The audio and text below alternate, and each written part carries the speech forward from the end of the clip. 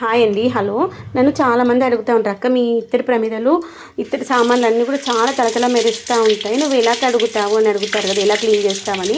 నేనైతే ఎక్సా ఉంటుంది కదా, ఎక్సా కొంచెం పెట్టేసి తర్వాత అగరబత్తి పౌడర్ ఉంటుంది కదండి, అగరబత్తి పౌడర్ వేసేసి క్లీన్ చేస్తాను. అలా చేస్తే ఇదిగోండి ఇలా మంచిగా మెరుస్తూ వస్తుంది చూడండి. ఇంకోండి వీటి మధ్యలో ఉండేటువంటి ఉంటుంది కదా బత్తి వేసి అది కూడా తీసేసేయాలి. ఎందుకంటే దానికి ఆయిల్ జిడ్డు తర్వాత మరకలాగా ఉంటుందన్నమాట ఆ యొక్క వత్తి కాలిన ప్లేస్లో. వాటిని కూడా తీసేసి ఇదిగోండి కడిగేసుకోవాలి.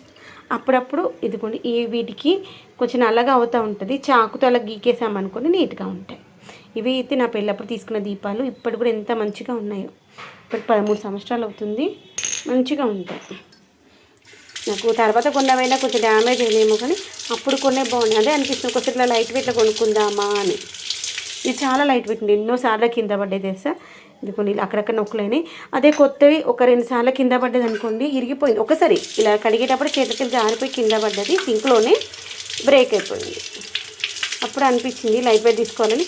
తర్వాత మళ్ళీ షాపింగ్ వెళ్ళినప్పుడు చూస్తే మళ్ళీ హెవీ వెయిట్లో నాకు ఎందుకు ఏదైనా హెవీ వెయిట్లో ఉంటే మంచిగా అనిపిస్తుంది, సాలిడ్గా ఉంటే ఎక్కువ ఇయర్స్ వరకు వస్తుంది కదా అనిపిస్తుంది. ఇది విధంగా అన్నింటిని కడిగేసి మనం ఒక కాటన్ క్లాత్ పెట్టేసుకొని తూడ్ చేసుకుందాం. ఒక నాప్కిన్ పెట్టుకున్నాను, ఆ నాప్కిన్తో తూడ్ చేసుకుంటాను. ఎందుకంటే ఈ యొక్క అఖండ దీపం కూడా నీట్గా పోతుంది. ఎక్కడ మరకలను మళ్ళీ మనం వాడుకున్నప్పుడు మళ్ళీ తోమేసుకోవచ్చు.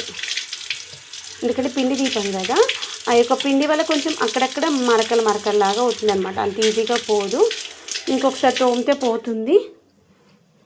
కానీ చూడండి ఇప్పుడు అక్కడక్కడ కొంచెం నల్లగా అనిపిస్తుంది, ఇది ఉన్నంత ఫినిషింగ్ ఉండదు. అప్పుడు ఇంకొకసారి మనము అదే పౌడర్ పెట్టేసి తోమేసామనుకున్న అగరబత్తి పౌడర్ నీట్గా అవుతుంది. ఈ విధంగా అన్నింటినీ తోమేసుకుందాము.